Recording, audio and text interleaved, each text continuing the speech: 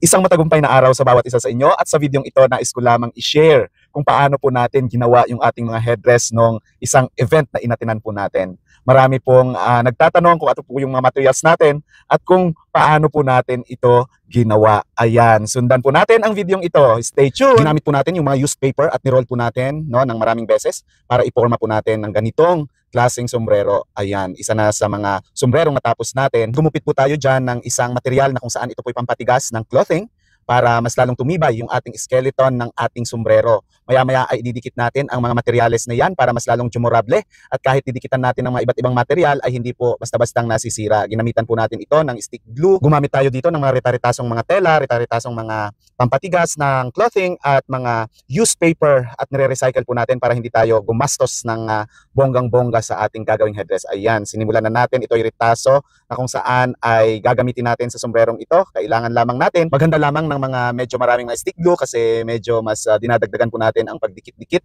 kasi para mas lalo po itong tumibay. Kailangan lamang talaga makuha natin yung tamang sukat para maging tapat po siya or sapat po siya doon sa sombrerong gagawin po natin. Kasi kung hindi po ito magkakatugma doon sa mga skeleton natin at hindi po natin madikit yung mga materials na ito ng maayos doon sa sombrero. Lamang dito ng mahaba-habang pasensya para maging maayos at maging presentable at maganda yung ating gawing resulta ng sombrerong ito. Kailangan nating magsipag at magtiyaga at mahabang pasensya dahil hindi lamang iisa kundi 4 na sombrero yung ating gagawin. Kaya kailangan lamang natin talaga ng panahon. Actually, medyo ngarag na tayo dyan guys dahil malapit na yung ating event. Nabigyan tayo ng mahabang oras dyan dahil last year pa ito sinabi pero ginawa lamang natin ito ng mabilisan dahil nung nagkaroon din po tayo ng operasyon sa kamay, hindi natin ito nagawa dahil hindi kakayanin ng ating kamay. Kaya gusto ko na yatang gumive up nung time na yon pero talaga pong dahil passion po natin ito at gusto nating gumawa ng mga ganitong design kaya talagang pinagtiyagaan natin. Yan, tiyaga-tiyaga lang talaga ang dapat nating gawin. Minsan talaga napakahirap, lalong-lalo na ikaw mag-isa. Gusto mong may humawak ng mga materials pero wala. Kaya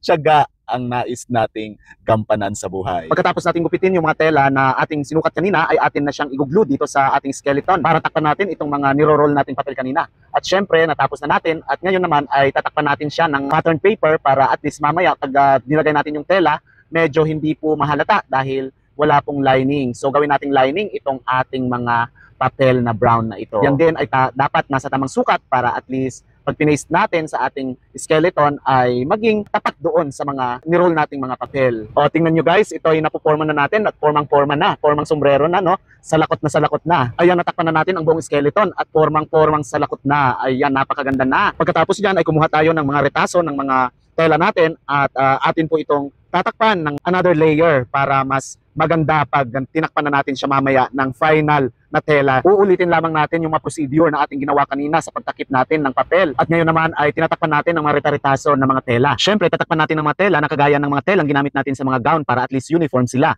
Ayan, so mamaya ay tatakpan na natin ng pinaka-final. Ayan, yung natutunan natin dito no, ay kailangan tayong magtipid ng mga kailangan nating mga gagamitin. Maging resourceful po tayo at gumamit ng mga rita-ritasong mga tela para hindi tayo gumastos ng malaki. Kaya sa lahat ng natutunan ko, ang pinakamahalaga pa rin ay ang pag-trust natin at pag-lean natin sa ating Panginoon na siya lamang ang nagbibigay sa atin ng mga wisdom kung paano tayo maging creative sa paggawa ng mga sombrerong ito. Kailangan nating magtipid, kailangan nating magtiyaga, kailangan ng mahabang pasensya, maging creative at higit sa lahat hindi mawawala ang ating pananalangin dahil naniniwala tayo na ang Diyos lamang ang magbibigay sa atin ng wisdom at knowledge kung paano natin pagandahin yung ating ginagawang mga sombrero. Ayan, nakaka-excite dahil sa final stage na tayo at tatakpan na natin ito ng tela. Itong telang ito ay linen na kung tawagin at ito ang pinakamurang linen na klase na nabili namin at 5 dirhams per meter lang. Ito ay susukatin din natin ng maayos para maging tapat doon sa mga sombrero na ginawa natin. At para hindi masayang yung ating mga tela dahil nga tayo ay nagtitipid. Ayan, ginamitan natin ito ng pushpin at talagang nilinyahan natin ito para maging perfect ang ating pagkagupit at maging tapat nga ito sa ating mga sombrero. Dahil tapos na natin gupitin, atin nang ilalapat doon sa sombrero